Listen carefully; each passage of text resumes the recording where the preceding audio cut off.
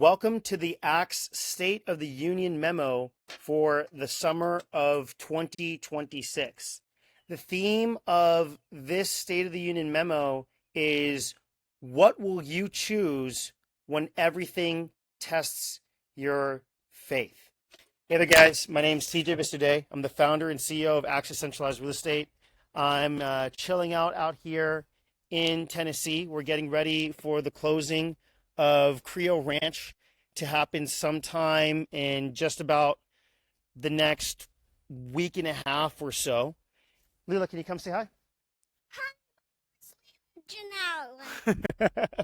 So we got the kids just hanging out here. It's a really beautiful day, so I figured I'd hang out here for the State of the Union address. For those of you who don't know much about these, okay, these are kind of like a captain's log. And in general, one of the things I want to do is include more of a daily captain's log as well.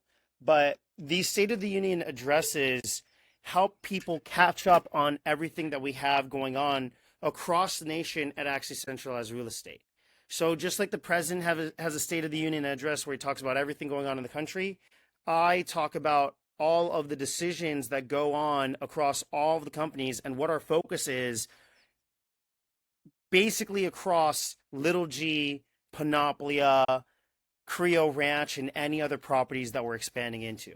And this is where people get a picture into my mind and our strategy at Axis Centralized Real Estate as we go to deliver a new lifestyle for people across the country that want to make a transition from living life in the suburbs to eventually living life out in the country on their own decentralized real estate parcel. So with that being the case, let's dive into it by going into story time, because the last 6 weeks have by far been the hardest 6 weeks of my life. And that's what sets up everything for today's memo. So again, the theme is what will you choose when everything tests your faith? And the question that I've faced a lot lately is people coming up to me asking, is this the end? Or is this just the beginning? And my answer to you throughout this State of the Union is that this is just the beginning of Axis Centralized Real Estate getting to a completely different level. Just like a child goes through puberty and puberty is a little bit awkward, just like a caterpillar goes through metamorphosis, which requires the melting of its entire body, Axis is transforming. We're scaling up and leveling up to a completely different level. But what that requires is changes throughout the company so that we can better deliver on our fundamental processes and products that we've always wanted to deliver on. So let's go back and let's look at what's really created this moment, because this has been the hardest 6 weeks of my life. So in late April, early May, we were really getting things back in order. We'd identified there was a few different issues that we had. We wanted to expand out to new properties. We wanted to make some changes in the Ranch Hand League. We'd gone through some slow things, and it was very hard, very, very hard, but we were really getting things back in order. And we got an approval to finally close on Creo Ranch, which is the newest property that we have over there in Tennessee. We'd also started fixing some of the key issues that were there in the Ranch Hand League, some of the tracking issues. We were starting to look at some of the issues with the breeds of pigs, for example. We tried an experiment with the Iberico pork, wanted to switch to a new style of pork, the Duroc and Berkshire pig. And we're in a meeting getting ready to, finalize a lot of these decisions and go forward with things when one of my babysitters that we had 3 different babysitters taking care of our 3 oldest children. They ran into the door. They burst into the door bawling, saying, go outside, go out. I don't know what happened. I don't know what happened. I ran out and I found my son on the ground in our driveway. So we thought that we were in a really great place. We'd set up 5 closings for June, but my son then passed away suddenly. And I'd only seen him no more than 30 minutes before that alive. And I'd given him what I didn't know was going to be the last hug that he would ever have while he was conscious. And I'd found him. And less than 15 minutes after I'd found him, he'd taken his last real breaths. in my arms, and he'd passed away in the ambulance on the way to the hospital. After that, I spent the next 2 weeks getting ready for his funeral. So I actually built his casket, and we did a survey on his land, on our land, and we actually created a burial place for him on our parcel over at Little G Ranch. So that was basically when my life completely changed. And it was already incredibly difficult, but I did not anticipate what then come next. See, we'd already thought we had about 5 closings that were going to be able to follow through in June, but every single last one of them got completely delayed for totally unforeseen circumstances, almost all at once. That meant that we went from having almost $1 million ready to come in June to absolutely nothing coming in. This meant not having enough money to hit our payroll, which we had about a $200,000 per month payroll that we had to hit, and still owing a ton of money out. This meant employees grumbling, customers complaining, and just a complete and total nightmare of every single negative emotion that you can feel. Not only managing my own doubt, but managing other people's doubt. Not only my own fear, but others' fear. Not only my own anger, but others' anger. Not only my own content, but others' content. Not only my own guilt, but, having to, deal with the guilt from others as well. And the shame. I mean, the absolutely crippling shame of going through this situation after thinking that we're going to be A-okay. It would just not stop. I mean, you're talking about lenders calling, you've got customers upset, the same questions being asked of me from every single which way, whether we're talking about the customers or employees or lurkers online or lenders or even my own wife, my own family. Why are we so behind? Why is this so difficult? Why has it been so difficult? Why isn't it easier? Why aren't we doing these things? Where's your head at? What are you thinking? Where's your head at? How are you thinking through these things? Do you actually care? What's going to happen next? This question coming up every single moment. And the thing is that I can't even get mad because that's what comes with the territory as a CEO, and that's what comes with the territory as a leader. And again, that's why even I have these State of the Union addresses and I don't hold things back during these. It's because it's what comes with the territory. See, the fact of the matter is, if I'm shaky, then Axe is seen as shaky. And even if my son is dead, at the end of the day, the subconscious mind does not care. If I'm shaky, then Axe is considered shaky. And if Axe is shaky, then it's considered untrustworthy. And so people want to know everything that's going on, our decisions, our hirings, our firings at any given moment. People want to know so that ultimately they can save themselves before it's too late. So that's why we have these State of the Union addresses, to cover the decisions that are made in the last 6 weeks and the decisions that we have as we move forward so that people can make a decision on their own. Now, one of the reasons that I wanted to be open with you is because just as much as I had to hunker down and look at the root causes for problems and behaviors and stop them from occurring and look at the context for upcoming changes, right? I had to make a decision to continue as is and die, or to make a change. I could either completely give up, go bankrupt, let Axe die, let everyone down, leave everyone hanging, crawl away and just die away, or I could use this moment as fuel. I could go all in, solve the problems that we're building up, use this opportunity, and instead of playing the victim where everything happens to me, I could take these as lessons for everything that was happening for me and for Axe and for everything that's going on. So I want to show you the new beginning that we're having so that you can make a decision. We're going to be addressing problems straight up in Axe Centralized Real Estate, in Ranch Hand League, and Wanted Raw Foods, in Axe Homes, things that I've been hearing a lot of people have had, these questions that people have had. We're going to go through the key personnel changes, right? That we've made some changes out of our leadership team. And we've made some people move upwards as a result, as well as fixed a lot of structures. We're going to be going over the mindset and strategy we have as we navigate decisions, and the strategy that my team is going all in on. And the question is, will you? That's ultimately the question you're going to have to ask yourself as we navigate this. My bet is that by being open with you, being honest with you, and allowing you to see how we make decisions and why we make decisions, you're going to actually, as a result of all of this, trust us more, not less. So let's go on, let's move forward, and let's start off by talking about one of the biggest lessons that I learned in all of this as a CEO. See, one of the hardest things that I have to wake up with every single morning is really answering the question, what do I do? What do I focus on today? Because at any given moment, I have maybe 50 to 60 people emailing, calling me, or texting me for some piece of my attention to solve some problem that they might have. And whatever problem they might have is considered the most important problem in their lives at that given moment or at that given time. So as a CEO, I have to look at what should I focus on? What do I take my time and attention and apply it to at any given moment?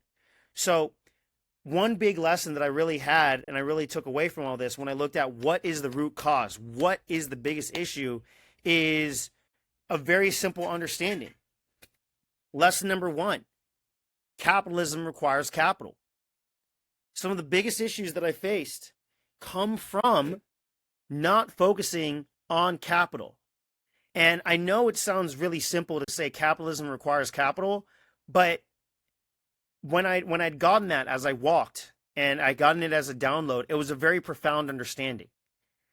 See, to understand that capitalism requires capital reframes almost everything in a person's decision making as they're figuring out, okay, here's how I solve these problems, here's how I mitigate all of these problems. Almost every single thing that we're going to be addressing as an issue for Axe, or like the slowness or people wanting things to be done faster, whether it's expanding out to new states or it's getting new things for the Ranch Hand League or getting new tracking systems for the financing or having new people hired on or getting new structures built in, whether it's roads or homes with Axe homes. In every single case, at the end of the day, those things require capital. So one of the first real things that set into me being faced with this situation, pretty much the hardest situation I'd ever felt in my life, was to hunker down and focus on the fact that capitalism requires capital. As a CEO, my job is to ensure that there is enough capital to execute on the things that we need to execute on and that we have to continue to execute on as a company overall. The biggest root cause is simply not having enough capital at any given moment. Now, a lot of people make their projections, they have their ideas. People will think like, oh, well, you should have plenty of capital, you sell real estate, and it's just not as simple as you would otherwise imagine. Whether we're talking about the Ranch Hand League or we're talking about Axe Homes or building one of these roads, capital goes very, very fast. If you're building on a road and there's unexpected rain delays and unexpected issues on the plan or layout for that road, you could be out under $200,000, $300,000 like that. It's very, very easy, very, very fast. You could plan things out for a certain breed of animal, and you quickly find out that that breed of animal is not taking well to a certain piece of equipment. You have to replace that equipment. You have to replace that animal. You have to replace that labor, whatever it might be. So one of the big things that, sometimes will be brought to me is like, TJ, you're young. Should you even be CEO? Should you do that? I mean, you never ran a company of this size. Should you be CEO? I mean, you're young and you're a visionary. A lot of people think you're just good at marketing. So why don't you just focus on the marketing? Don't do that. Or, don't focus on the CEO stuff because, to be a CEO, it's a different thing. You can't do that because what it means to be a visionary is to have a vision that brings in the capital that's necessary to execute on that vision. In fact, when I looked at the biggest issues that I've ever gone through and that concept that capitalism requires capital, you can kind of think of it as capital being the oxygen to a company at any given moment. So if it's you running your own business, you don't have the capital necessary to expand. Like, you're going to be losing oxygen consistently in that business. It is the lifeblood that allows everything. So blood delivers oxygen to your body so that you can ultimately function. Capital delivers the necessary inventory, people, equipment, services, or resources necessary so that a company can function. And that capital comes in the form of sales, investors, and inventory. But if you're not focusing on capital, it can be absolute chaos. And when I look at some of the hardships that I've gone through, that's exactly what the case is. I took my eye off the ball to focus on operations, to focus on other pieces, thinking, oh, this is just what I should do based on the idea of like, oh, well, you got to outsource this, outsource that. And that's what led to really the hardest time period I've ever gone through in my life. So again, not focusing on capital equals chaos. And that's where I have to take the L and admit and really take full responsibility for, as a leader, that by not focusing on the necessary capital, it led to chaos that we now have to mitigate and change for, and that we are changed for, and that we are reordering. So specifically focusing on capital in everything that makes sure that there is enough capital to function as a business, and that means enough sales, enough investors, and enough inventory. By taking my eye off the ball on that, that really put us in a bad place. That really made things very difficult and painful for us. So that leads us to lesson number 2. Never outsource capital creation. One of the things that I really allowed myself to do is, because of the messaging, because of these ideas of like, oh, you're too young, or oh, you got to listen to all these other things, I would consistently go to other outside experts or other things for capital creation. And that really put me and put Axe into a bad position. So what did this look like? And why is that my biggest mistake? Well, it first off looked like this. It looked like, okay, we've sold out our first property. We got this next property. I want to focus more on the operations. I want to focus on hiring and building things out. So let's start off by hiring real estate agents. Maybe we can outsource sales and marketing to real estate agents, and then finding out very soon real estate agents are not really the answer because it's not the same. Then going and working with brokers agents, because brokers agents, they can have entire brokerages of agents themselves, and they can help out with the marketing sales. Once again, did not actually help agencies. Let's hire internationally renowned marketing agencies. They should know what they're doing. You hire the marketing agencies, they don't really know the secret sauce. You hire a marketing officer and another in-house team to help out with that piece. And very soon you find out that's not actually helpful. Almost every single time that I took my eye off the ball, trying to do what other people would tell me to do, what the experts or those older than me would tell me what to do, it would consistently make things worse. And it took me a while to understand why getting someone else would equal things just getting worse. And it really came down to this. Axe runs off of vision. If I'm not there to actually help people out with the vision that we have in the company consistently, you can't outsource that. You can't have other people be a part of that. And that would lead to slowdowns in almost every single part of the entire company. So when I say being a part of the vision, what does that actually mean? Because it's not just as simple as just batching up videos and then having other people do it. No, I'm talking about the interpersonal touch. When I got away from any element of the interpersonal touch within the company, it led to near devastation within whatever part of that company would otherwise be. And now, I know the advice that people will have about EOS system or the E-Myth of you got to be the owner, not and work on the company, not work within the company. That right there, that was actually a thing that was really taking us away from the secret sauce that made Axe so special, right? So there's really two places where that would happen, internally and externally. So internally with the employees, and then externally with the customers. I thought to myself, well, I'm the owner. I got to work on the business, not in the business. Let me hire someone for the internal processes of the company, and they'll handle all of that stuff when the secret is it's interpersonal touch. And then let me hire people for the external part of the company and all of those touches when that also requires interpersonal touch. And that really put us in a place of hot water. So just think about it like dating, right?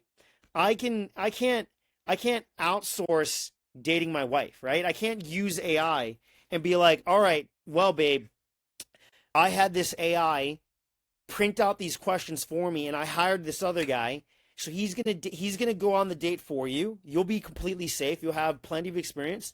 These are technically questions that I was gonna ask you anyways on the date. He's gonna record the questions. he'll play them back to me if it's a worthwhile question, if it's a worthwhile piece of conversation, and you'll be totally fine. I mean, at the end of the day, those are the questions that I was going to ask. You know, this is someone that I've already vetted, and you're going to go have the experience that I was going to have with you on this date. So you're going to be totally fine if I just outsource this date with you. That sounds completely obvious when I talk about dating, but what's not obvious is that that's exactly the same thing that goes on whenever it comes to the sales processes with an Axe talking to the new families, or we're talking about the employees. You basically, with Axe, it's so important. It's such a deep relationship here that it's almost like getting married. When I work with anybody with Axe, you're basically getting married to us. We are providing, we're protecting, we're talking about food, water, shelter.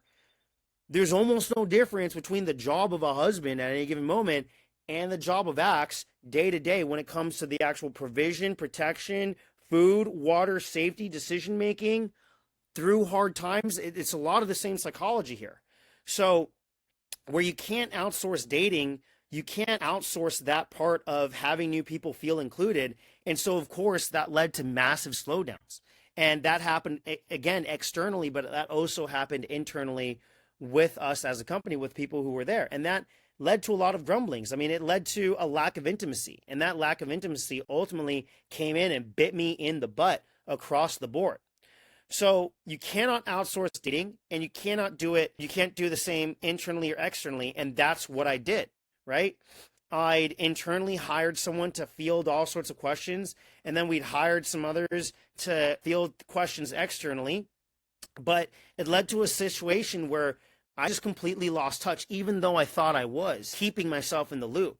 And it led to a blindness, right? By being out of touch, you don't have a finger on the pulse. This led to blindness internally to a lot of problems.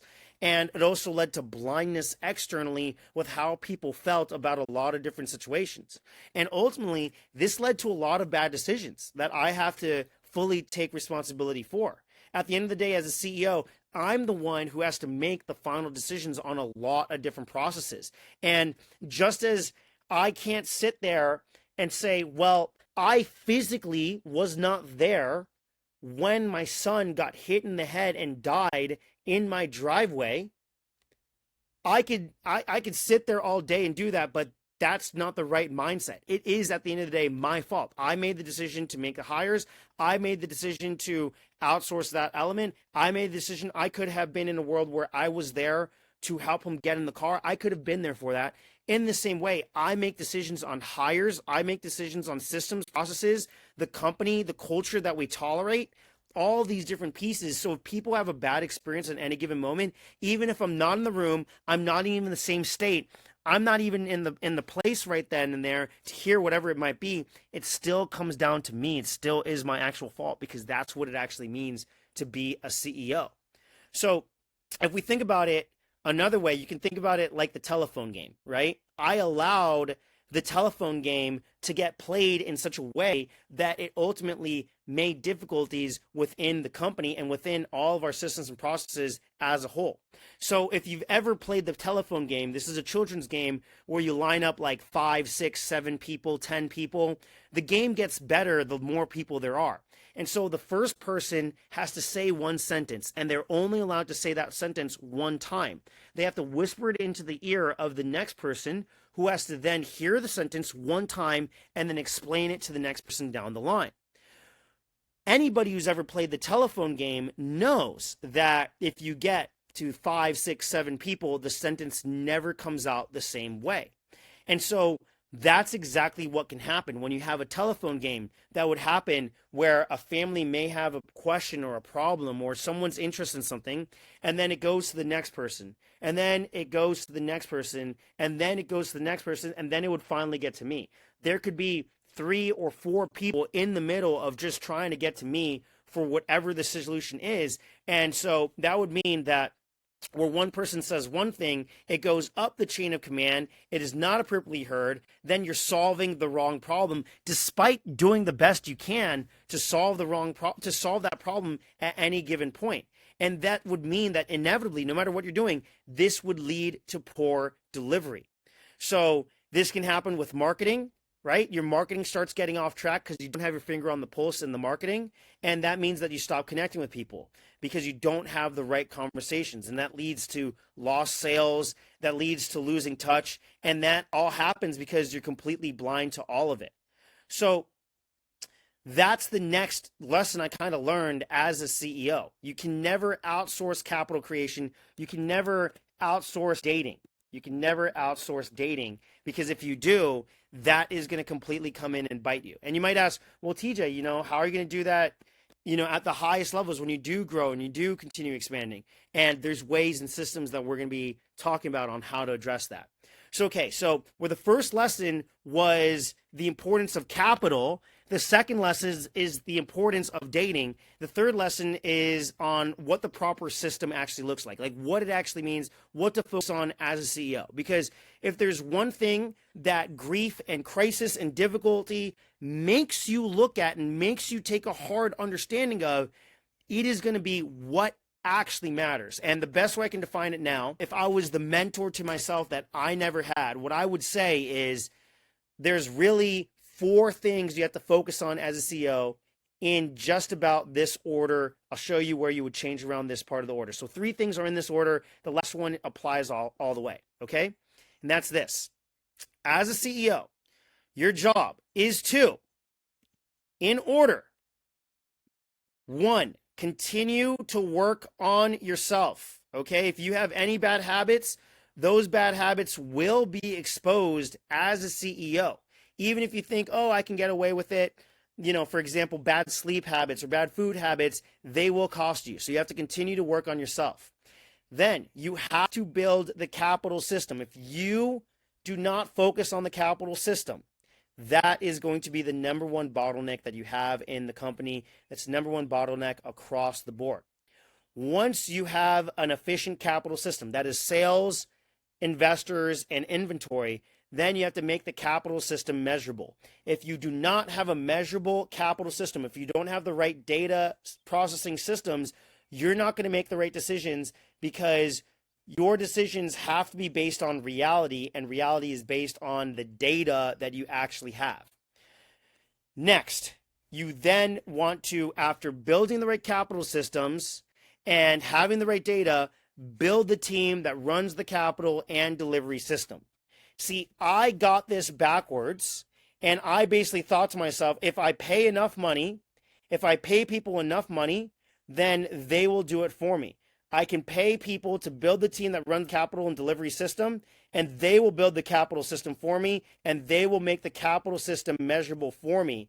And it seems like that makes a lot of sense. It seems like that's an overall good idea to build the team that runs the capital and delivery system, then have them build the capital system and have them make the capital system measurable. But that is absolutely not the case. And it's a very stupid change, but boy, did it ever cost me. Boy, did it ever make things as difficult as humanly possible in my life. So everything that you're going to be hearing me talk about, it comes down to these 3 lessons. We need capital. You have to ensure that there's a system for capital. You can't outsource dating, and you have to have the proper system as a CEO. You have to work on yourself. You have to build the capital system, make the capital system measurable, and build the team that runs the capital and delivery system. When I stopped focusing on the sales system, when I didn't make it measurable, when I hired other people without a proper sales system in place, or worse, expected them to build the system for me, then I felt the pressure of putting out fires when it didn't work, and it made life completely miserable for me and everything else. And it led to, ultimately, the horrible situation that we found ourselves in the last 6 weeks. Because again, without capital, operations will not run smoothly. You'll be behind on roads, community features, add-ons. You'll be behind on ranching. You won't be able to expand on things the way you want to expand on. And ultimately, you'll be behind on all deliverables when you otherwise would love to capitalize on all those things and make sure that you have those deliverables in place. So with that being the case, let's move forward and let's talk more about what the actual practical strategy, what it looks like, and how that affects things with Axe, because I want you to stay with us. We're gonna apply all of this to Axe Essentials Real Estate, to the Ranch Hand League, to Wanted Raw Foods, to Axe Homes, to the leadership team. We're going to be going through all of that, but you have to go deeper into what it actually requires, like what my mindset is with changes before you can understand it. Because if you apply the same previous assumptions, you're just never going to make it. And there's things that I've seen again and again and again when talking to some of the families, mindsets, habits that I understand where people are coming from, but they're not going to be helpful at all, right? So it's not just from employees, it can also be from customers coming in with their presumptions or assumptions, being like, well, I think this, when it's like, no, that's not what's actually necessary to solve these problems. So I want to show you what we're looking at, what we're focusing on to solve problems, and why we're going with some of those things, okay? So strategy, okay? We're going to be covering strategy first off across all companies in this section, and then we're going to be applying it to the individual companies, okay? So let's start off by looking at the universal strategies, all right? And the first one is that across all companies, scaling requires refocusing, all right? I've had people, they'll come up to me, they'll be like, man, like these changes, you'll change out personnel, all these other things. Like, why do you do that? You know, I feel like you're making changes all the time. You're making changes in strategy, changes in personnel, changes in all these other things. And that's because two reasons. One, trial and error. The fact of the matter is, even with amazing mentors, you need to use an element of trial and error, mindful trial and error, where you try things out and you see what works and whether it bears fruit or not. And that leads to step two. If things do not bear fruit, you must be willing to give them up. See, scaling a company from 0 to 1 million, from 1 million to 5 million, from 5 million to $15 million plus, which is what we need to do as a company to hit the goals that we need to do. And not just from $15 million plus. To get to where we want to go to, this company must become a 9-figure company. I'm not exaggerating. It literally must become a $100 million company for us to get to where we want to get to. You can't have the habits that you have and the rules that you had when we were just 0 to 1 million, and it was just my wife and I, to 1 to 5 million, to 5 to 15 million, to 15 to $100 million. And so all of our decisions must be rated based on that fact. And one of the people that I've actually personally consulted with, that I really understood this with, was Alex Hormozi himself. If you go to acquisition.com, you go to his website, not only does he talk about this, he has an entire roadmap going through this fact of what it means to have a company that is 0 to $1 million, that has 1 to 4 people, 5 to 9 people, 10 to 19 people that go to these new levels. And you have to completely restructure a lot of ideas, a lot of things that would have gotten you to a certain point. So things that got you to 5 million, you can't repeat those same mistakes as you go from 5 to $15 million, for example. And so as I move forward, I want you to just know, yes, we have to change things, but other things that we keep, we're keeping them because they work. And if the things that we're changing, we have to change them. And I'm going to show you the filter that we use while we change those things in this next lesson that we have. Okay. So how do you know what you're going to change? What goes into that thought process? What are you thinking through, TJ? You know, there's people that I liked, or there's things that I liked. Why would you change those people out? And how could you say that you're changing those things, but you're still maintaining the vision? Well, it's very simple. We're maintaining the core elements of, for example, the fact that we buy 500 to 1,500 acre properties. We're subdividing those properties into 5 to 15 acre parcels. We have ranch hands and ranch managers that come and install ranchises that graze across all those properties. We have Wanted Raw Foods to sell food from those properties. We have Axe Homes to help us install the utilities on those properties. Absolutely none of that is changing. And when people come to me and say, you're making so many changes, none of the core elements are changing. But the execution of them must change for us to get to where we want to go to. And this is the exact filter that I use. If you're wondering, what is it? This is the filter. And that is that 10x is easier to 2x. Okay? It's worth it to screenshot this book. 10x is easier than 2x. It's an amazing book. And I would recommend listening to the audiobook version of it. Okay, so go to Amazon, purchase 10x is easier than 2x, and listen to the audiobook version of 10x is easier than 2x. This book right here, I would say, largely saved my life and has pulled me out of a deep hole after my son's passing. This book right here, I have never heard a book that summarizes what I believe is a faith-based mindset better. If you can take the business lessons in that book and then instead of just applying it to business, you apply it to what I call the 6 F's. You apply it to your faith. You apply it to your fitness. You apply it to your friendships. You apply it to your business. You apply it to the fortress that you're creating. Then that is a very powerful mindset that you can take with you through all things. The core idea of 10x is easier than 2x is that by aiming for 10x growth, by really focusing on what you actually want to create, rather than playing small, it will force you to focus only on the few things that actually move the needle, where most people instead only focus on what they need and keep doing these actions that they're told by everyone around them they need to be doing and get themselves stuck. Okay, so believe it or not, if you want to solve a problem, no matter where you're at in your life, you are better off thinking about what it takes to go 10 times bigger than you are to just kind of 2x or just do these small little actions, small little things. A 2x mindset will ask, how do I do more of what's working? How do I add effort, hustle harder, keep most of the old? 10x mindset says, what tiny fraction of what I'm doing is the real value? How can I subtract, eliminate, and rebuild around the 20% that matters and not think incrementally, but actually think in a bigger format? Now you might think that's delusional, that's crazy. Like how can you say, for example, like, oh, well, things are going slow, so let me think 10 times bigger. How's that going to solve the problem? We get stuck with our own assumptions on the things that we think we should be doing, when in fact, sometimes those things we think we should be doing are exactly what is holding us back the most. And that's why we want to have a 10x mindset.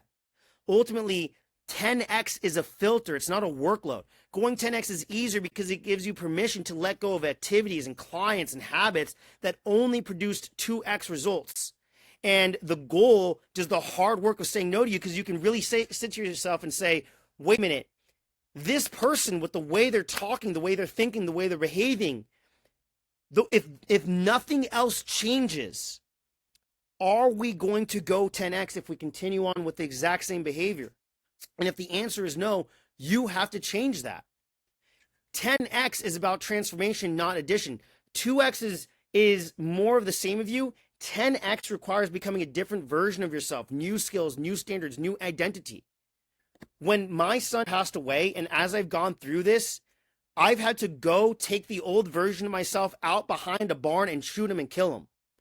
I've had to adopt a completely new identity, new habits, new patterns, new ways of thinking. All this completely has had to go.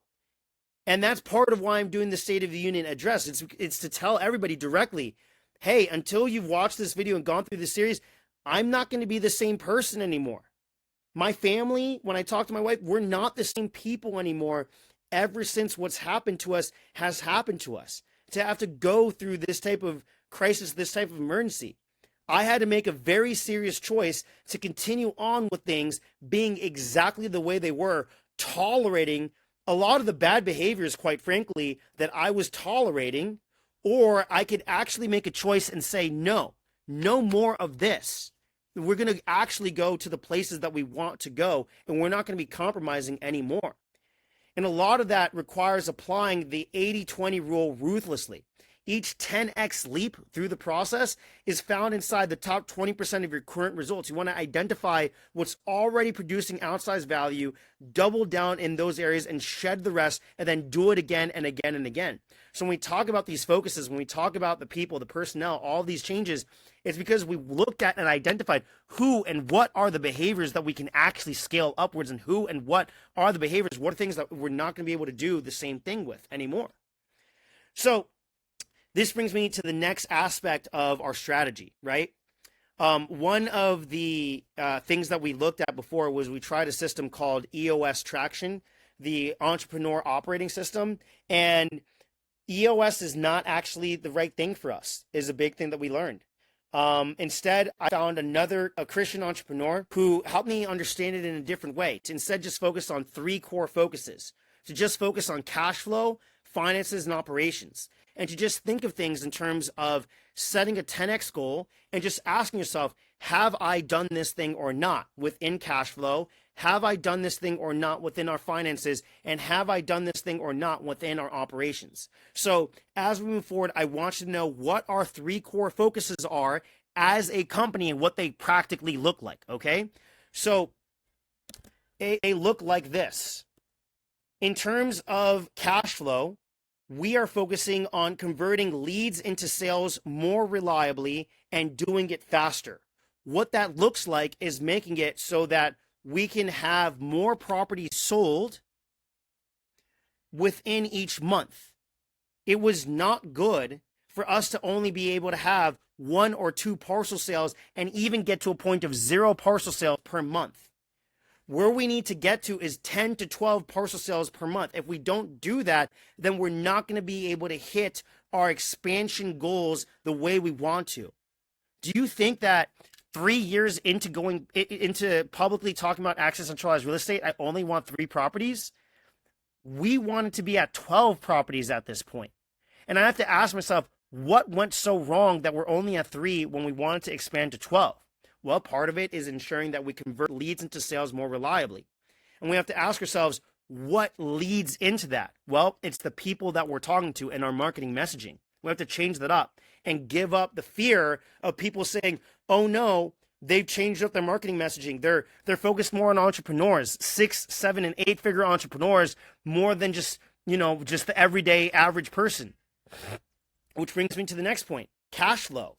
We have to find ways to bring cash flow faster. Our sales cycle is an almost 90-day sales cycle. That means if someone loves what we're doing, they say, I want to work with Access Centralized Real Estate, and I want to buy with you guys, they're taking 90 days to close on that. That can be very difficult if you have a situation like what we had to deal with, where you have closes lined up and then all of a sudden there's new delays. It can take 90 days to be able to make up for those changes. That also means if you have a new marketing message, it can take 90 days for that marketing message to then lead into new sales, versus identifying the families that can close in under 2 weeks. It's much easier to run a business when you can work with customers that can close in 2 weeks compared to those who take 90 days or 120 days every single time you want to make a sale. And when we try to find solutions, who can help us do it? The answer constantly went back to, okay, we have to go back to the basics and go to dating customers. Like, you actually know the people. You can't outsource that. And every time you try to outsource it, it makes it more difficult. Then we have finances. When we started Axe, we were just using Google Sheets, guys. Like, literally just Google Sheets. Then you try using QuickBooks. And when you're managing 5 companies and you have hundreds of livestock, you've got all the inventory at Wanted Raw Foods, using QuickBooks is not enough for what you do. You have to go to a completely proprietary solution that requires tens of thousands of dollars. Next, having something called Net 7. So that is at least 7 months of savings already there in your accounts when you're moving forward, so that if there's a financial collapse or if there's a financial issue, being able to say, okay, we have the Net 7, at least we have this, now we can move forward and be predictable and be calm as we're going through these situations. We did not have this either, because we got ourselves in a situation where it was like almost like month to month, you have to figure out what you're going to do. That leaves us, when you have the right sales systems and the right cash flow and the right financing systems, you can 10x operations. that looks like in our season, getting systems out of our heads so that systems can run more reliably. One of the issues we were having was that systems and processes with the experts that we had were just basically in their heads. So like they weren't written down as here's the standard operating procedure for us to be able to move forward. Instead, it was treated as, well, I just kind of know how to do this. And I'm no better. I've been doing this myself too. I just kind of knew stuff as like, well, this is just how I do it. This is just how I've done that. I just know how to do the copy. I just know how I do the editing. I just know how I do the video sales letters.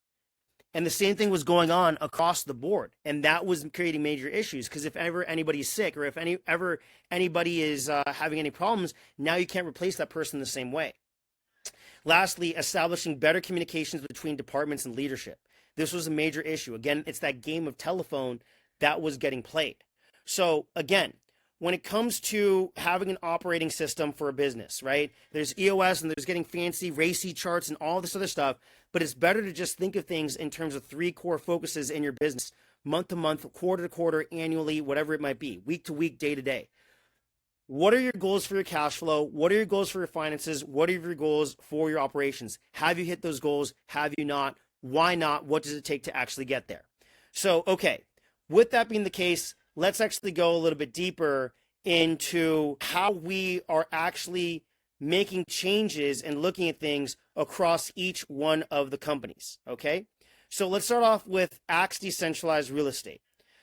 The first problems that we've been hearing and that we know of is speed, okay? Speed. I am very sick and tired of our speed, okay?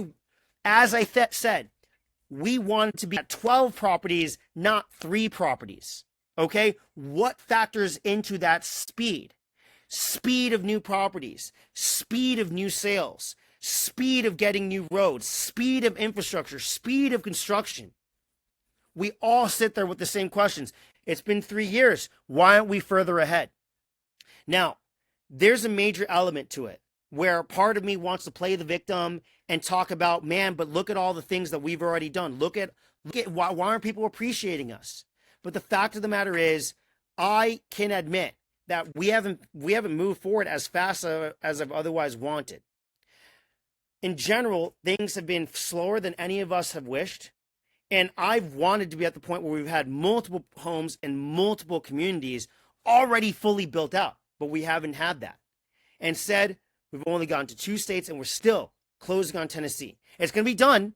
It's been quite the matter, but you know, we want to have already been done with that. And we expect it to be at like 10 or 12 states. Okay. So let's talk about the root causes. What's actually going on? Well, first off, you have the speed. Okay. Speed up to this point, before we had Johanna, you had the speed to build, right? A lot of the things that hold people back is just being able to show other people more evidence of what families are doing. A lot of families hold themselves back because they want to know how other families are doing. Next, financing. Financing has been a consistent bane of my existence. Both financing for us as a company and financing for individual buyers who want to be able to move forward with their purchases. By the way, I got Riley. Hey there, Riley. Hi, Daddy. Riley Boo, what do you got? You got a stick? Yeah, it's a sword. It's a sword? That's an amazing sword, Riley Boo. That's an amazing sword. Riley, Daddy's talking a little bit. Can I keep going? Okay, thank you, Riley. All right, so next, financing. That's been a major issue in root cause. Sales speed, right? The actual speed to contract. For example, family saying, I want to move forward with my parcel. Let me just go ahead and sell my real estate. It taking 6 months to finally sell their real estate. Next, we have close rate. What is the difference between people online finally coming down and becoming a family, right? We get 6 million views online. Why are there only 2 or 3 people showing up to property visits?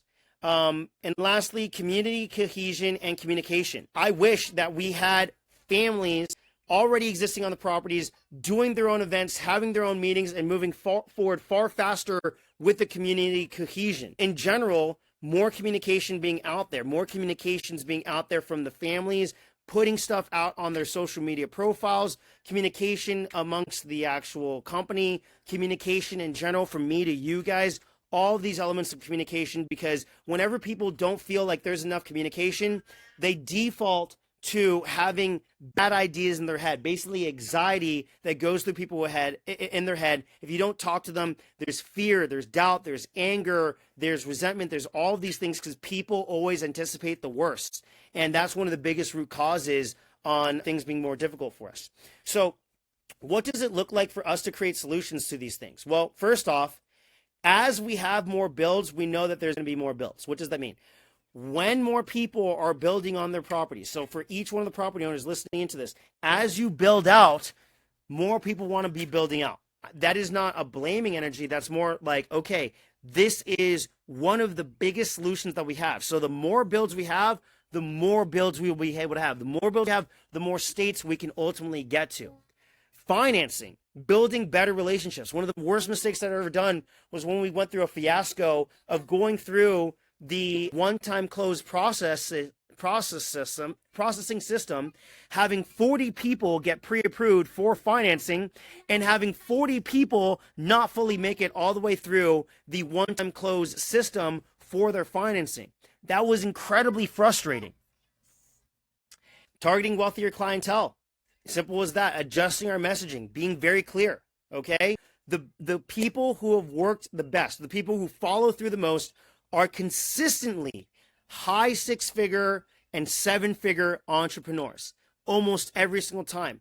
The people who have not been able to move forward with us at the speed that we need are consistently not entrepreneurial people. So we need to adjust our messaging in that.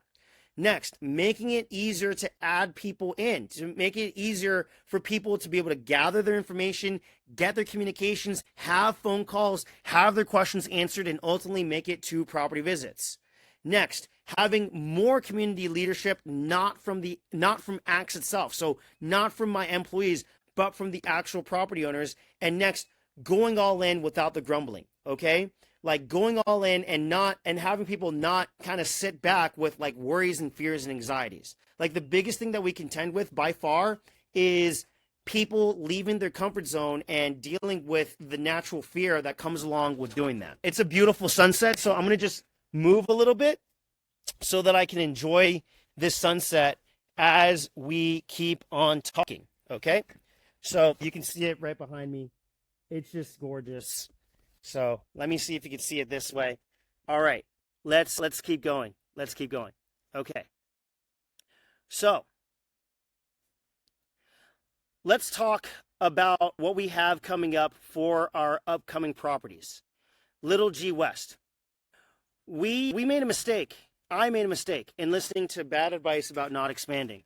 I wish we would have just started Little G West a lot earlier, but it's okay. Sometimes you have a limiting mindset and that leads to limiting development, but I'm happy to report that we're going to be opening Little G West soon. We've already been in contact with the agents for them. They're excited to move forward with us, make a deal with us, and we're really excited about being able to move forward with Little G West. When I say soon, I mean we're talking about a potential close in August for Little G West. So we can close on that property and open another 30 parcels on 345 acres on the backside of Little G Ranch, and continue expansion upwards as we add more people to the community and have more capital. So again, look for Little G West by the end of the summer.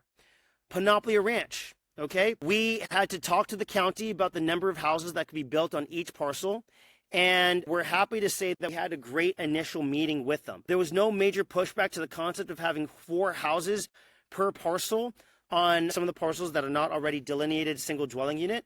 And we're going to have upcoming meetings to finalize word on this, but ultimately it's good so far. And overall, I'm actually very proud of the community over at Panoplia, and the biggest thing to focus on is to continue building.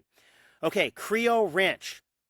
Okay, financing was a major bottleneck to closing, and it's been a lot of different delays. So we had, I'm not exaggerating, the following.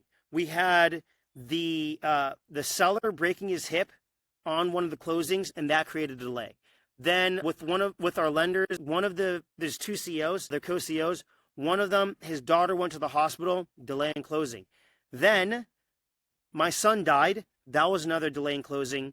And then Lastly, the other co-CEO of one of the lenders, his father died on this most recent closing, which pushed it back about a week and a half.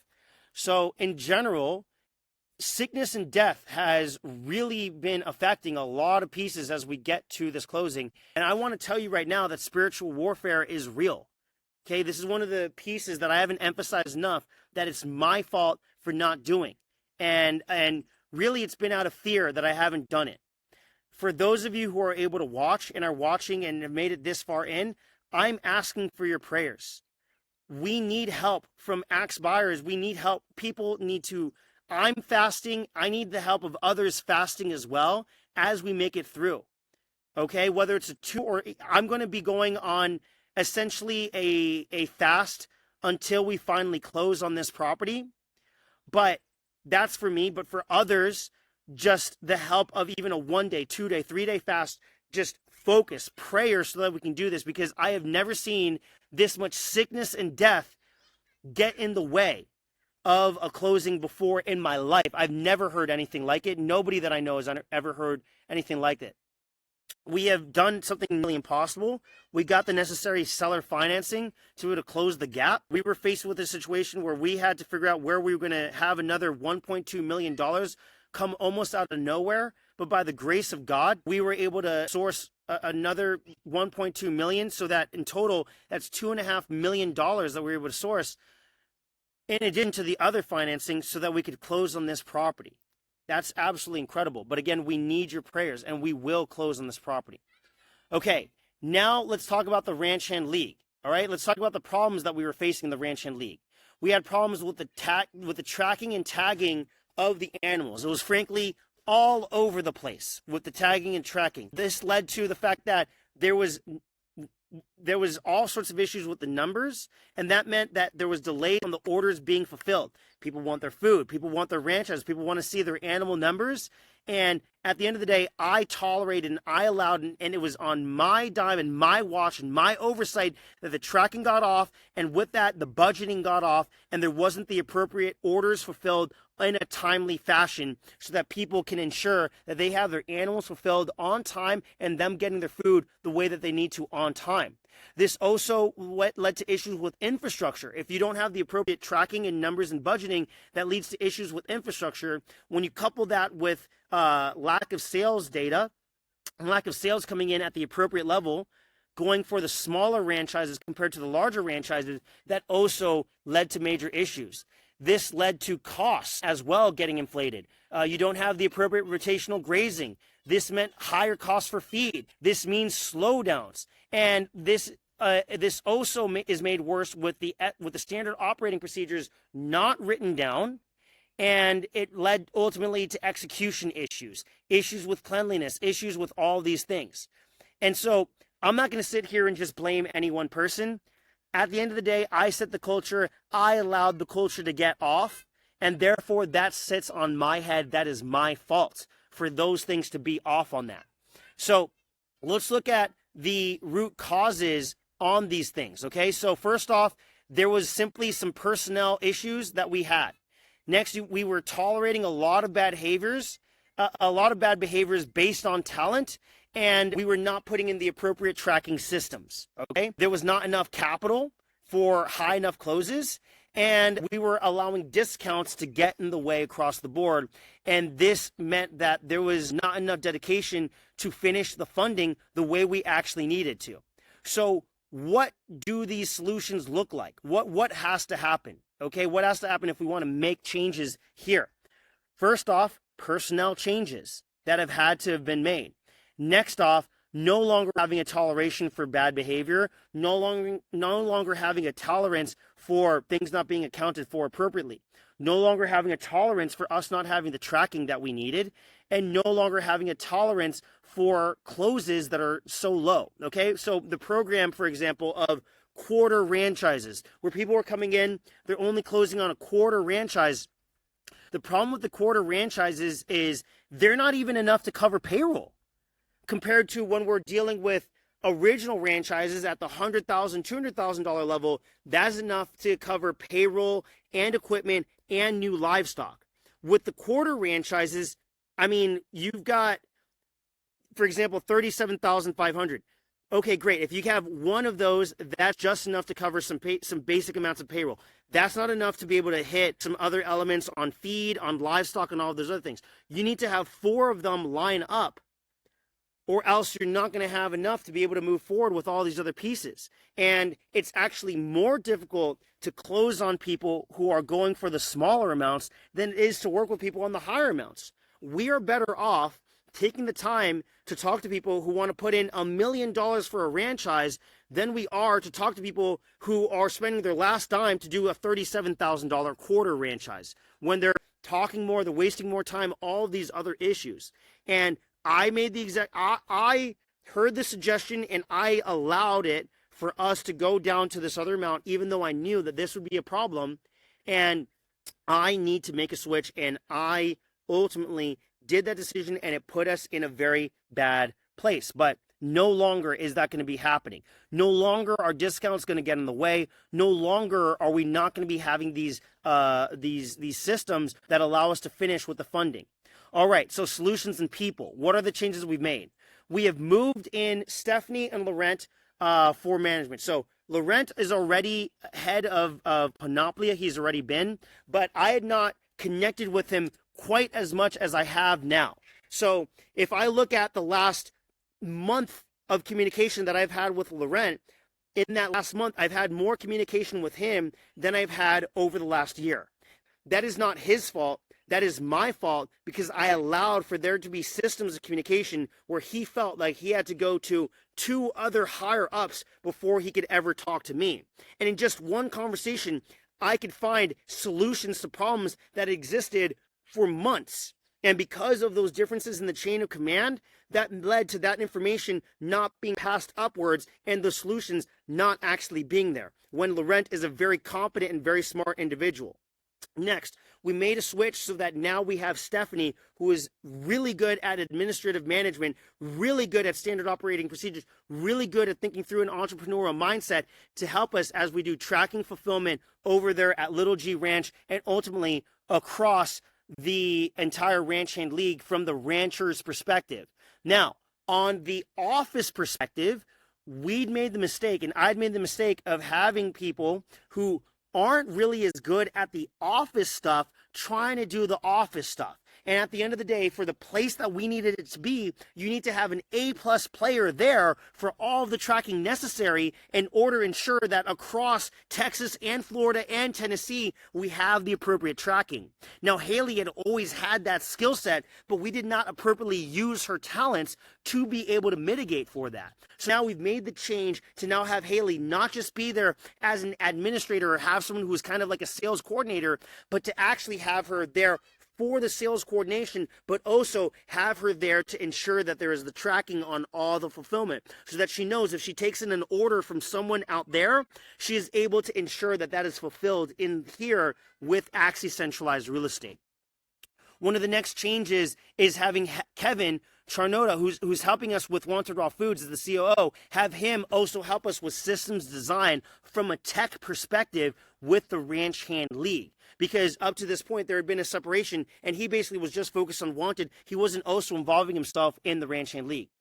It also involves Sam, who is there as our tech, to be more involved in these systems and working with Kevin, who is very good at thinking through the systems necessary, where Sam is very good at thinking things from a technological perspective. And ultimately, the last pieces are you have to have capital in order to achieve anything in capitalism. So that means targeting full franchise purchases and no longer tolerating smaller purchases. We have to fix the funding system as well, and we found other solutions to be able to fix that so that people can get financing so that they can close on higher levels for the franchise.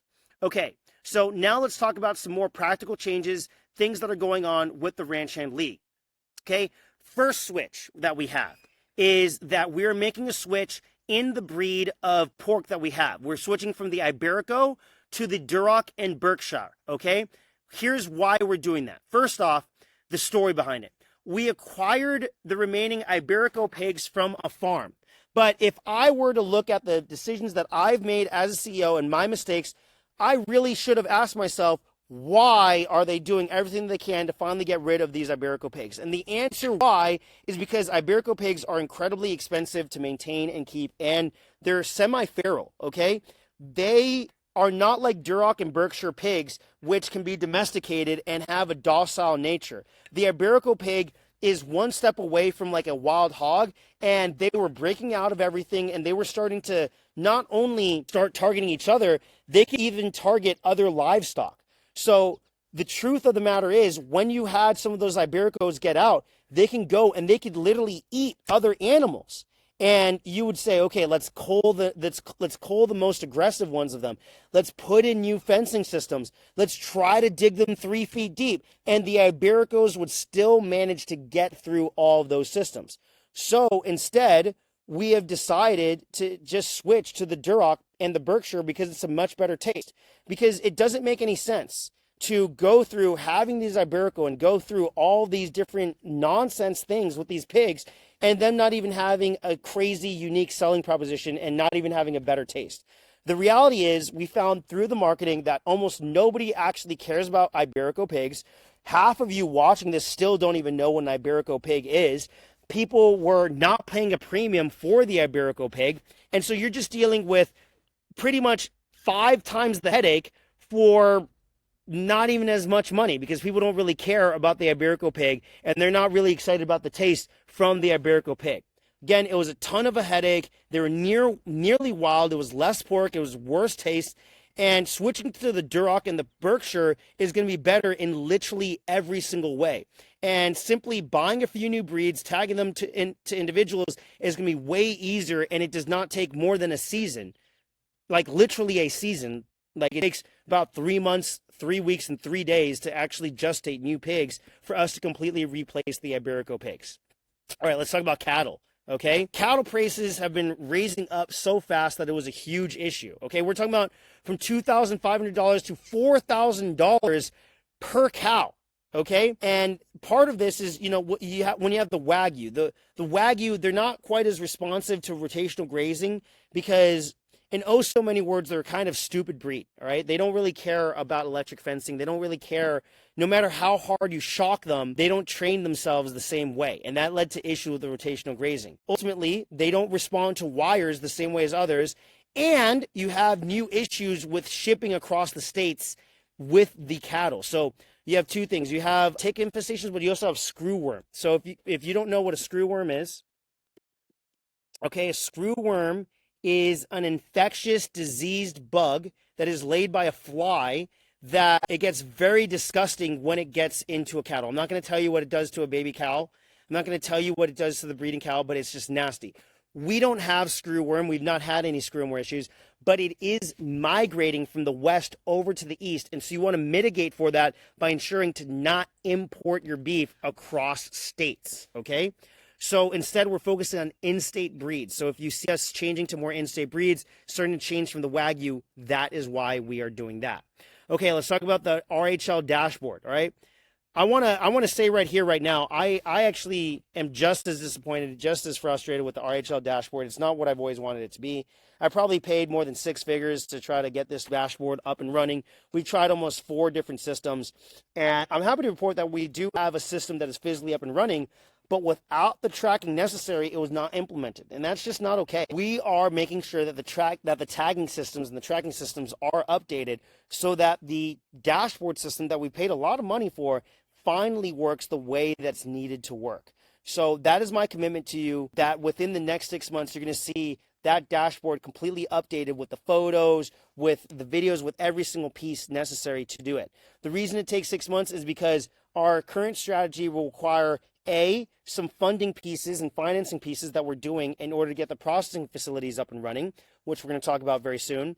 And that's going to take 45 days for approvals, a few weeks for the actual purchases as well. So more or less 6 to up to about 8 weeks for that piece. And then after that, you have the process of getting the new livestock shipped, installed, and bred so they can move forward. So that's why I say it's going to take about 6 months for us to really get things to where we want to get to. And that is my commitment to you as a CEO as we turn this ship around, because it's going to be 10 times better than the nonsense we're currently seeing. Okay, next, replacing personnel, okay? So we do have a few people that are no longer going to be with us, and we're not replacing those personnel. Instead, we're not hiring new people in for them. Instead, we've actually found that it is better to simply look at the individual roles that they had, and we found that a lot of those gaps that were there are covered by having other people in there. Okay, so we'll talk more about the personnel that we are replacing, or that are no longer going to be here with us.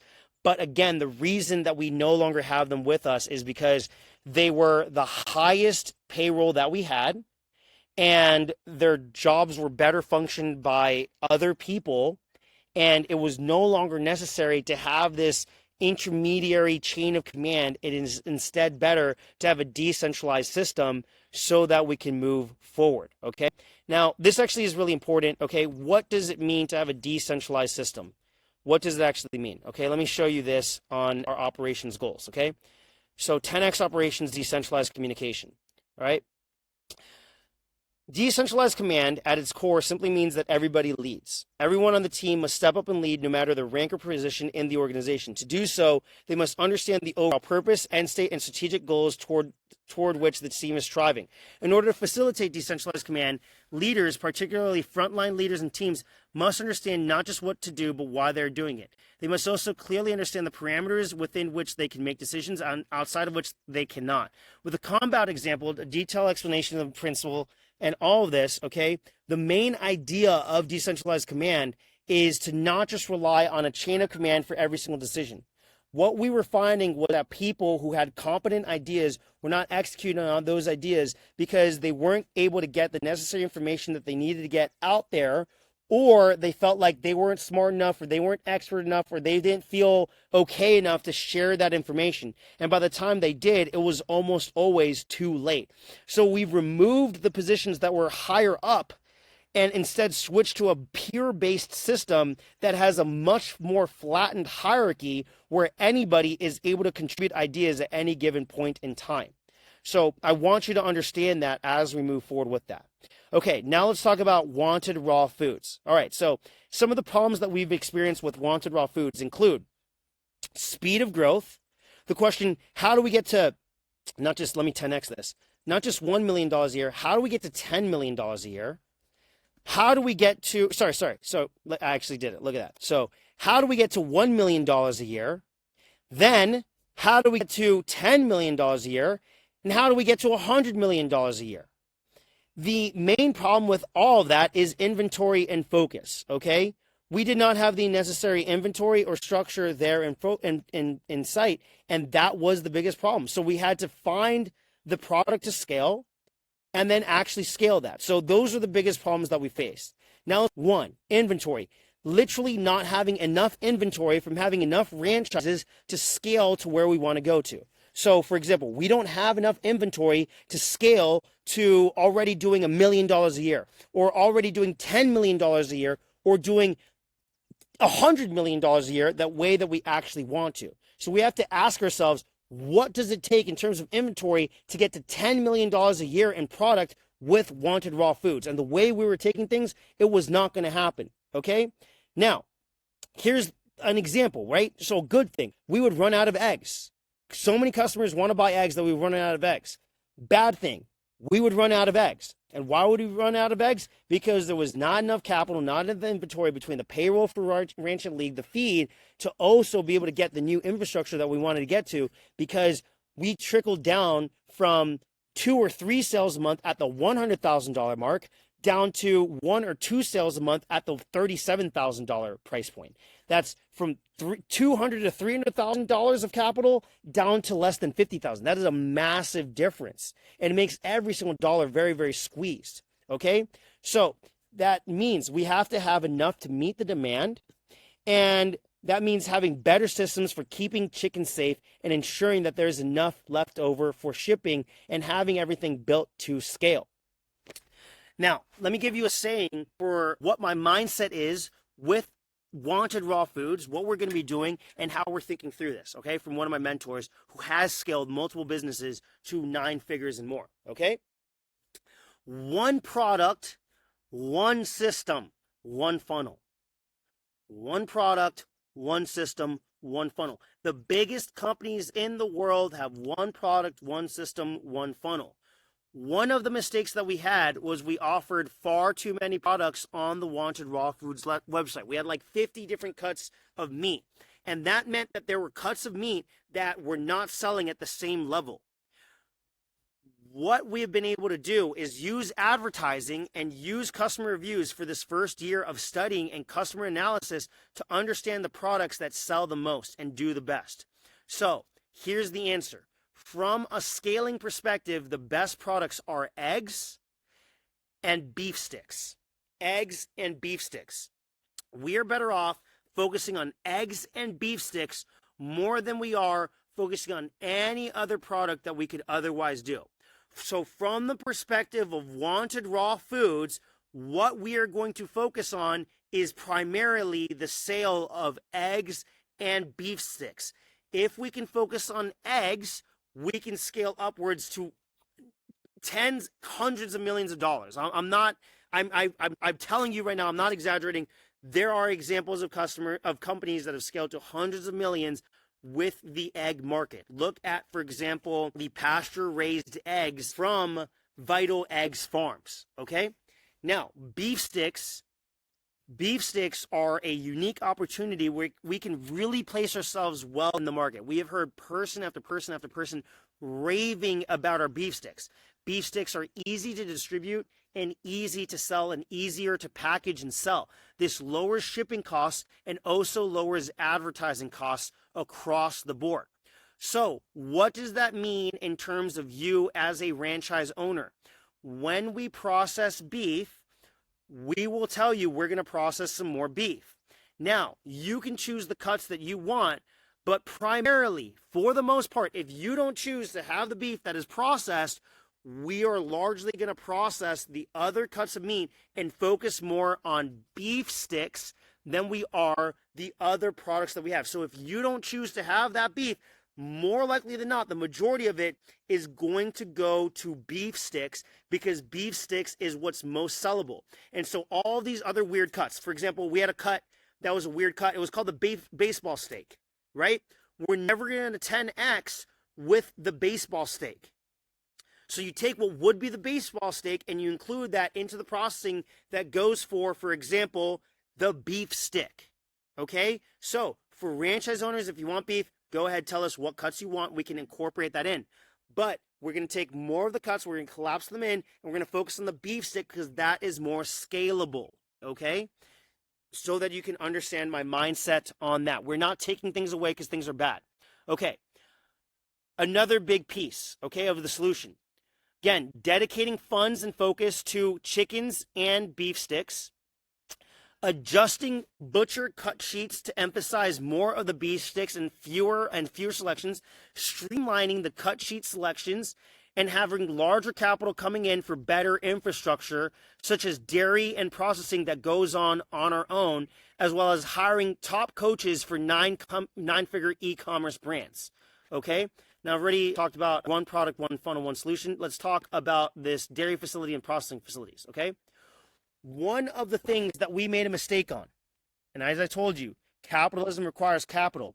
One of the biggest mistakes we ever made with the Ranch Hand League and with Wanted was trying to do everything cash and not leveraging any form of financing whatsoever. That was a huge mistake. If we would have, from the beginning, used financing from, for example, Capital Farm Credit, and made it so that franchises simply go back to paying the larger financing, not only could we have fulfilled all the inventory, we could have done it probably 3 times over, if not 4 times over at this point. Now you might ask, TJ, how can you say that? Here's why. When you use farm credit financing, the terms are incredible. You don't have to make any payments for over a full year. The payments are with an incredibly low interest rate of like 5%. And on top of that, okay, it's with about 25% down payment, or you could use land in order to get that necessary financing. Well, what does that mean? Well, if I would have known that from the beginning, for example, if you have something like Little G, okay, you could take land that already exists. For example, we have a parcel that we own outright. That parcel is worth $250,000. That $250,000 is more than enough to finance at least $500,000, if not up to $1 million of a processing facility and a dairy facility that already could have existed on the property. Had I known and had I realized, we would have just done that. And that meant that we would have had dairy processing on our own and had meat processing on our own. That is almost a full third of the current cost that we have with Wanted Raw Foods, just the meat processing alone. It also requires so much more money on the shipping. So that applies to equipment. That also applies to livestock, right? I was talking to Laurent, and this is what I meant by sometimes you got to just date employees. I'm not saying I'm dating Laurent, but I am saying is just hanging out with him and spending one-on-one time with him. I was able to find out that he was able to get over $500,000 of cattle with very easy financing terms. And just in a casual conversation, we found out exactly what we could do to be able to bring in almost $1 million of livestock in to not only meet inventory requirements, but surpass inventory requirements. And when you have $1 million of livestock, that's the inventory you need to scale upwards to the $5 or $10 million per year mark. So this is what I mean by having that right leverage, having that right decentralized command. I'd heard that, he'd been having struggles with just trying to get some of his ideas out, some of these different pieces, and that type of miscommunication, that's what cost us. And that's ultimately my fault, but we're changing that up. Okay, so let's look at this dairy, all right? We acquired Vincent Farms, but even with that acquisition, we've been held back by some of the cash flow and inventory issues. But with new capital in, we can add a dairy and we can scale, but it will require a partnership with other dairies. But having someone like Stephanie allows us to have someone who has the personality to train new people. And it will take longer to have the dairy up and running to where we want to get it. But at the end of the day, with the right financing, by having people like Stephanie in place who are really good at training others and really good with this administrative mindset, by having those people in place, we can do much more powerful things. Okay, let's go to Axe Homes, and then let's talk about the leadership, okay? Axe Homes is honestly one of the places that I'm happiest with overall right now, okay? So some of the problems that we've had, it's really a chicken or egg thing. We've had the first home build, which is amazing, but, people could criticize us. We've only had one home build. It's kind of like a chicken or egg scenario. People want to build homes as soon as they see other people build more homes, but if people don't build homes, then other people aren't going to build more homes. And, we as a whole, before the new teams that we had in, we expected more. We want more examples. Having more examples is better. And another problem that we see is that costs go up every year and people get priced out. And as we scale upwards, we want to solve the transition problem. So a big problem we've seen people have is this problem of what they're going to do as they make a transition from living life in the suburbs to then moving off grid. Do they build their main home? Do they build the cabins that they want? And this is an issue that a lot of people have wanted to get addressed. So how are we addressing those issues? How are we mitigating it? How can we do 10 times better than what we've currently done with what we currently have? Okay, that's the main question that we have to solve. All right, so let's look at the root causes. Okay? First root cause is poor hires in the past, okay? We spent almost $250,000 in salaries for Axe Homes that led to almost nothing, almost no development. That was very frustrating. To have people that we'd hired that were not passing the licensing exams necessary for each state, despite having experience in building in, for example, California. And that was very difficult. Another issue that we'd seen was the financing nightmare. It was just financing getting in the way of a lot of people. Next, getting the right crews in place to help, not having enough examples, and helping people through their decision-making process. Don't take so much time to choose what their home design is. And finally, people feeling that they had no clear path for decisions. So what are some of the solutions that we're implementing? Number one, okay, Johanna. Having Johanna on board with us, with Axe Homes, is a 10x solution in and of herself, okay? Absolutely. When we made the decision to bring Johanna on board, one of the best decisions I've ever made in my life. And with Johanna came an incredible new Super GC, an incredible new crews that are licensed, that are able to help us across the board, across all the properties, and that are even interested in partnerships as we get started, and that want to work with us as we go across the country. Next, we have concrete pouring in to the first properties at Little G Ranch. So now the first build is done over at Panoplia, and now the first home builds are started over at Little G Ranch. Next, we have to ensure to document the process so that everybody is able to see what it takes to actually build off grid. And that means helping people make a decision on what to actually build. Okay? So what does this look like? What does this look like? Wait, one of the first places that this looks like is having programs to really incentivize and encourage people who are already building their homes to document the process on their own on social media. So if you're watching this you're a big fan of X, you're an Axe family member, and you're asking, TJ, what can I do for you in this time of need? The number one thing that you can do in this time of need is to sign up with Axe Homes, get started on your cabin builds, and document the process. It's not even close. That is the number one thing that you could do. Okay. Another big question that I've seen popping up, people getting confused. Should I do my main home? Should I do my cabin? In every single case, I would pretty much recommend that people build their cabins before they build their main home. If you're wondering, if you're sitting on the fence, cabin or main home, unless it's an extreme circumstance that you absolutely need to build your main home for you to live on, build the cabin. Build the cabin. Build the cabin. Build the cabin. Build the cabin. It's not even close. Build the cabin. You can always go to the cabin as a retreat. And when you're not living there, you can rent out the cabin. We can help you build out the business for the cabin. But if you build the main home, it's not the same conversation. Now, one of the other things that we've been doing and emphasizing is consultation calls.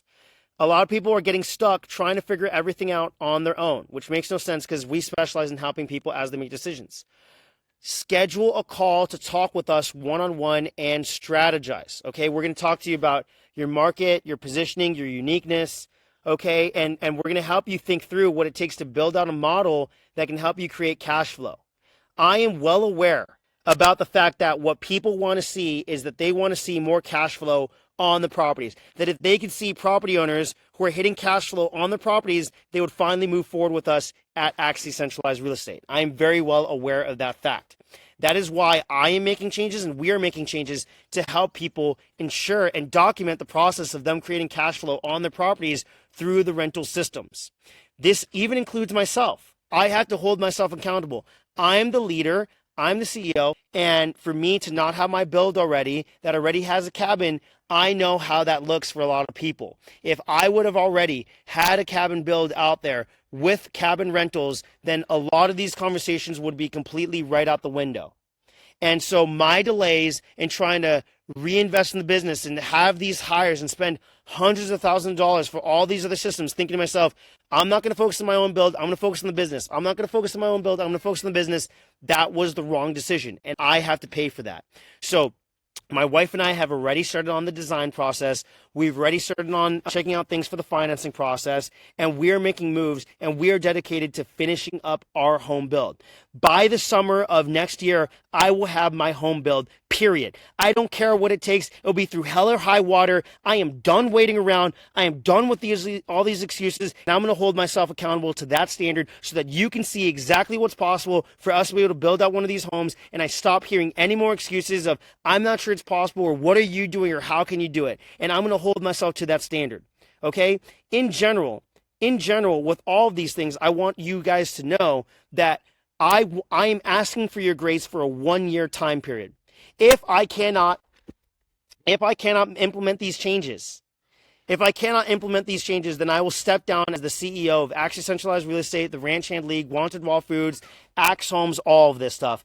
And I will just step away. Exactly as some of my critics have come up to me. I will step away and you will never see me as the CEO of this company ever again. And I will completely admit my incompetence. I'll completely admit my ego, my narcissism, my need to be right in all these different things if we don't make massive changes. If we don't make massive changes in how we go about fulfilling on the speed of acquiring new properties and we don't add new properties in, if we don't fulfill on every single one of these franchises and ensure that the tracking system is there and in order, and that everybody who currently has a franchise has all their inventory fully accounted for, if we don't take Wanted Raw Foods to a place where it's making $83,000 a month, which is at least enough for $1 million a year, and we're not on track to be able to hit and make progress towards hitting that $5 million a year, and if we don't have home builds, if we don't have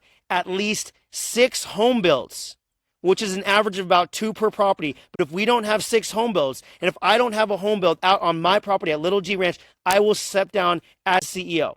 I believe that my God will support me in this decision. I believe that I have the faith to do that, and I will not listen to naysayers otherwise. I will stand on that, and I will make that bet. So let this video be my declaration of that fact, and you will be able to reference it. And this time next year, if we hit July 1st of 2027 and we haven't actually done these things, all of you can perfectly well show me this video and I will gladly step down. I will step down, period. That's how serious I take this stuff, okay? Because it's not a joke. So let's talk about design. A lot of people are taking forever to do their designs. I completely get it. We tried with others, but it was expensive and slow. I did it. I spent over $50,000 in hiring designers, and it led to absolutely nothing on a lot of these things. But what we found is it's simply better to talk to Johanna and our team for the design. I found that a lot of it was just over complex. A lot of these architects, way over complex. They asked for way too much money, and us having an in-house system is way better, especially with AI. We will have systems that can help you choose your design, figure out your floor plan, figure out everything, and once you know what you need, you can actually move forward. And all you really need is to schedule a consultation in order to be able to do that. Okay, so with that being the case, okay, I want to end by talking about some of the changes that we have in leadership, and I want to address it up front on some of these changes that we have in leadership, okay? And I'm going to start with myself first on these different things. I've had to completely change as a person, as a CEO, and look at every single one of my habits. I have had to change my sleep schedule, my food schedule, change my thinking habits, change my reading habits, change my prayer habits, change every single one of these things. I actually take it as a failure on my part that I have to make changes in my leadership whatsoever. By me having to make changes in my leadership team, that means that I've been a failure as a leader and as a CEO in establishing boundaries. I have had failures in my need for validations, had failures in not going with my gut. That's by far been the worst failure of mine.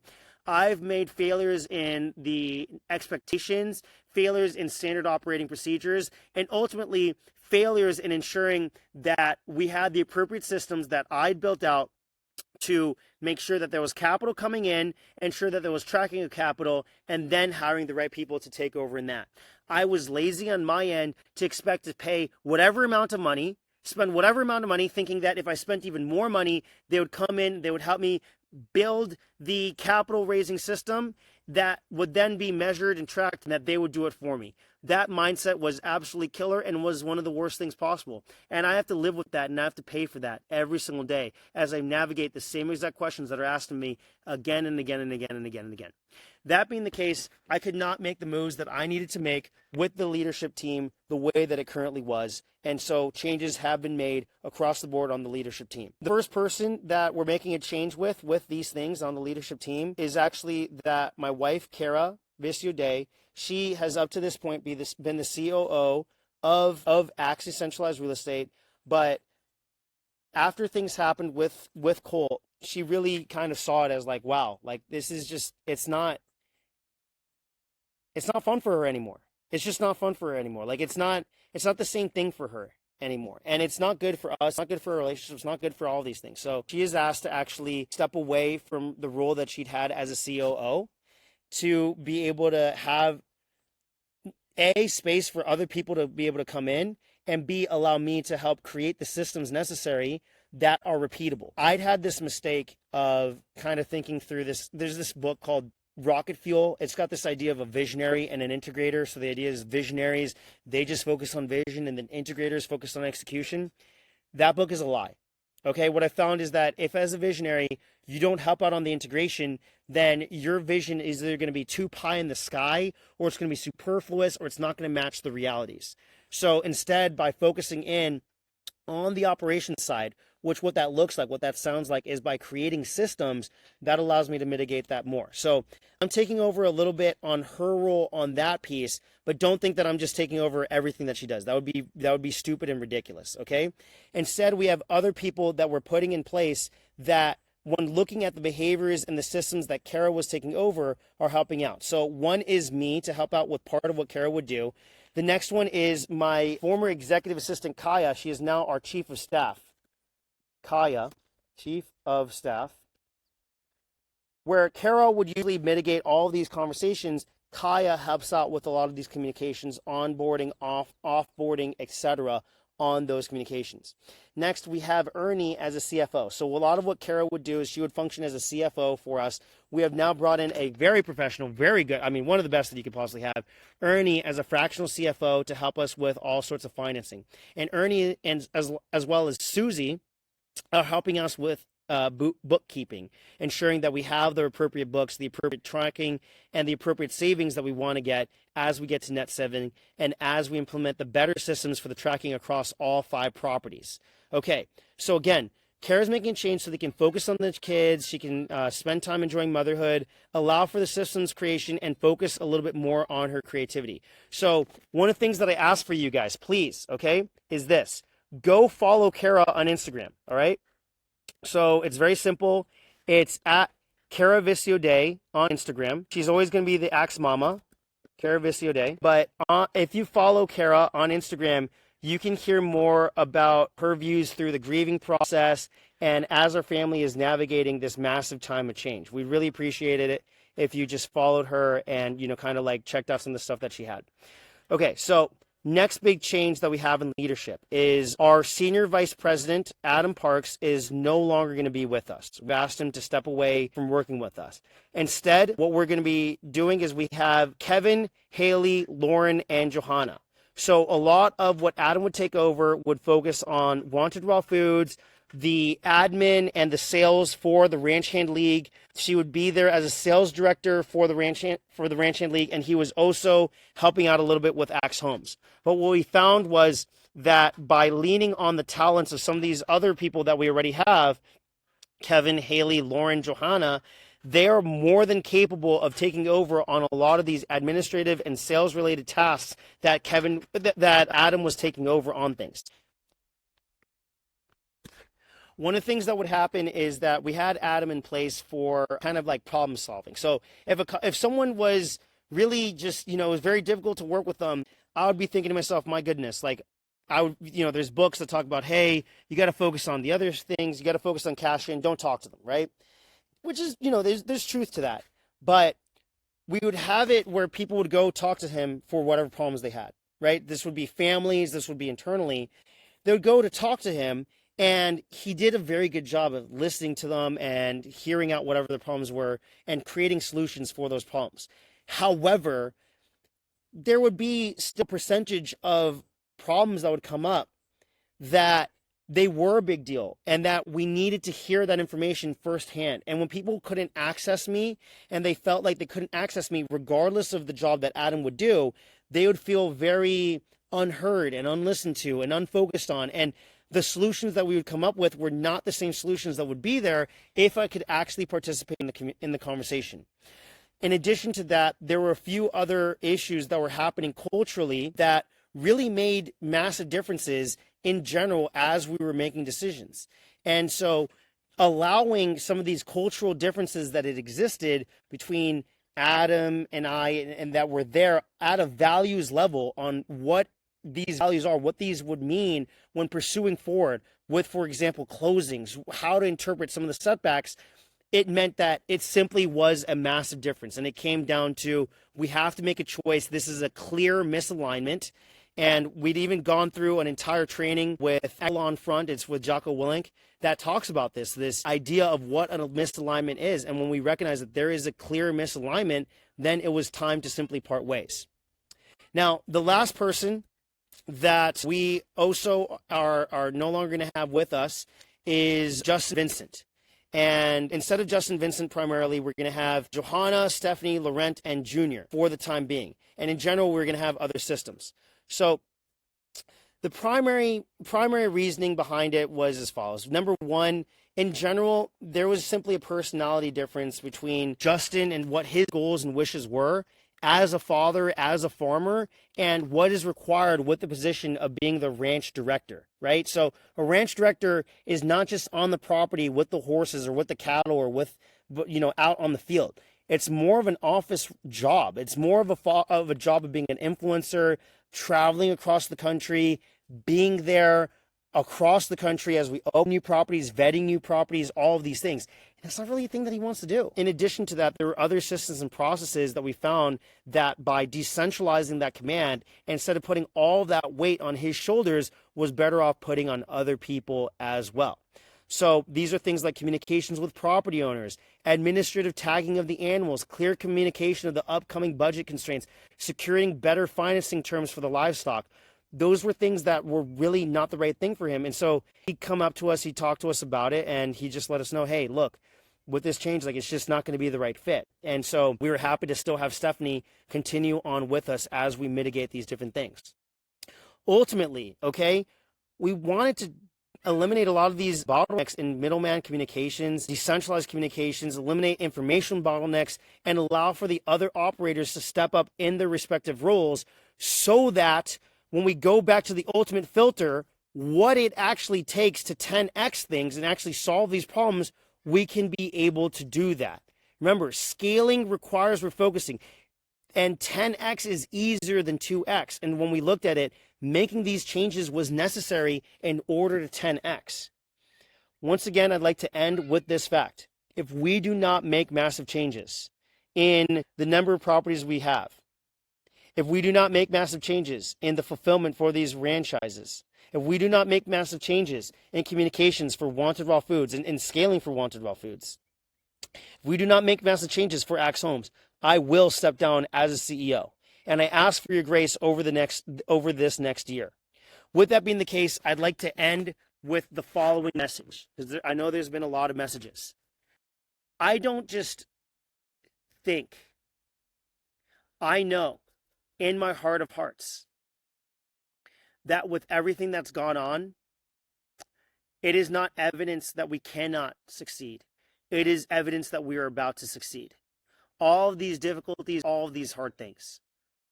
That was one of the fundamental differences on some of the people that we had to let go, on some of the conversations that we'd had. That it was a fundamental difference on to see the setbacks that we've had and see it as evidence that Axe is not supported by the Lord, that we should just give up on a lot of these things. That includes my own son's death. I cannot believe that he has passed and we've made it this far, only to make it this far. I believe that that was one of the last attacks, one of the last things that the enemy had for us. And that the Lord knew that it would happen. I had to really ask the Lord and really consider my relationship with him. Father, how could that happen without you warning me? How can I have a relationship? How can I trust you when something like this can happen? The day that we finally, you drag us and we're finally there to close, and then this happens when we're trying to make changes. That day we made so many changes on the RHL, so many changes on these things. How could this happen? I choose to believe and look at it that things happen for you and not to you. There was discussions on us just completely quitting on Creole Ranch, that there was no way we could possibly close on Creole. No way. It was impossible. No possible way. And if I can't take this as evidence to just give up, something must be wrong with me. And you know what? Maybe something is wrong with me, because I'm not going to give up. I'm not. I'm not gonna let this stuff try to dictate it. We got into the worst place because I was only focusing on here's what we need to do, and just constant fear, obligation, and guilt every single place I turned, all the time, playing small. listening to other people tell me what they think I should do and going against my gut every single step of the way. But I'm making a change in that in every single place in my life. After Colt passed, the very next day, I committed myself to deeper workouts, better dieting, better sleep, better habits across the board. Then in my own marriage, not tolerating the same behaviors, not tolerating the same arguments, not tolerating the same things. And truth be told, that's why Kara stepped away from COO, because I said, this is hurting our marriage. It's hurting our family. And it's not what I wanted. I don't want you to be working this hard. I want you to be retired. I want my parents retired. I want them living on my land with me. My son died and he didn't get to enjoy that. I'm tired of staying here in the same exact place. And I look at these conversations with the employees and I said, you know what? I'm tired of dealing with these same things, the same arguments again and again and again, staying stuck. And it was hard to go through a horrible place. Had to tell my family for the first time, go stay with your mom for a little bit, because I'm going to lock myself in here over at Panoplia alone and do nothing but solve a lot of these problems. And go back from being down so much, having no idea what we're going to do. $1.2 million gap for Creo. So many different things, so many gaps. But working on things and working on myself to be able to actually be able to move forward. The secret to how to actually make it through some of these things is hypnotizing oneself for success.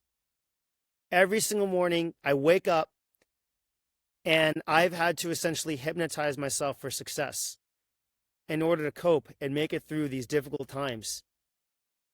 And I realize that that's not cope, and that's not some crutch. It's not some awful, stupid thing. That's not delusion.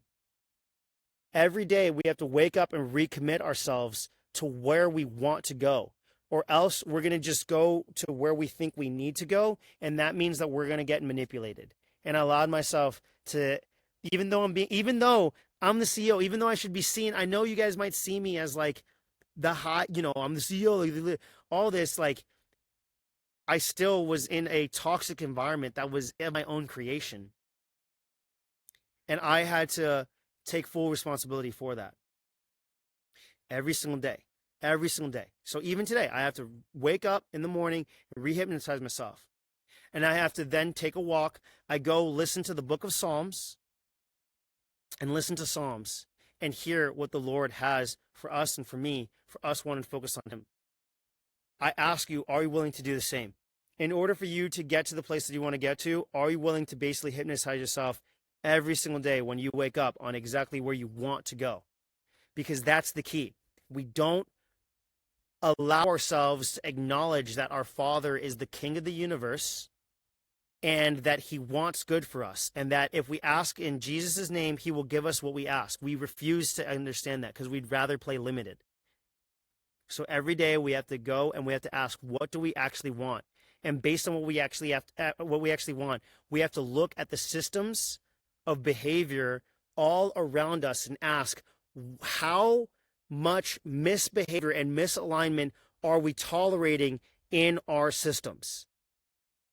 At the end of the day, I can't blame anybody, even though I want to, for the difficulties that we faced.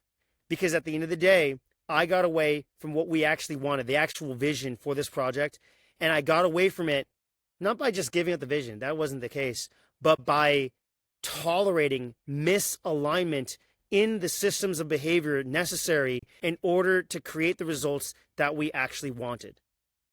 And my commitment to you is that I'm a different person that's taken a very long, hard look at those things and is committed to delivery of those promises and committed to the intolerance of misalignment in the system of behavior necessary in order to create the results that we actually want.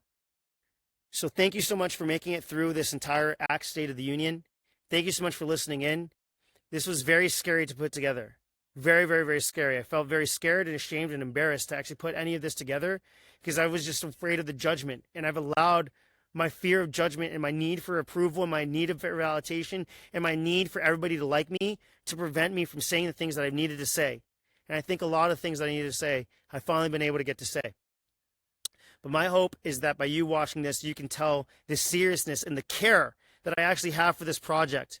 The care that we've had, we've invested millions of dollars that we could have otherwise spent on homes and other things, that on our actual home, spent years of our lives, lost our own child for, taken on so much debt, so much financing. More than all of that, that you can actually feel my heart in how dedicated we are to getting it done. Nobody else in the world is doing what we need to do. Nobody else is actually pursuing this in the same way. I believe that we're the only ones to do it for an actual reason. I believe that God is behind this project, and I believe that if we can do this right, and videos like this, I believe that it's going to be testimony of God. And I believe that it's going to be testimony of what faith in God actually looks like. And that is my hope. So thank you so much.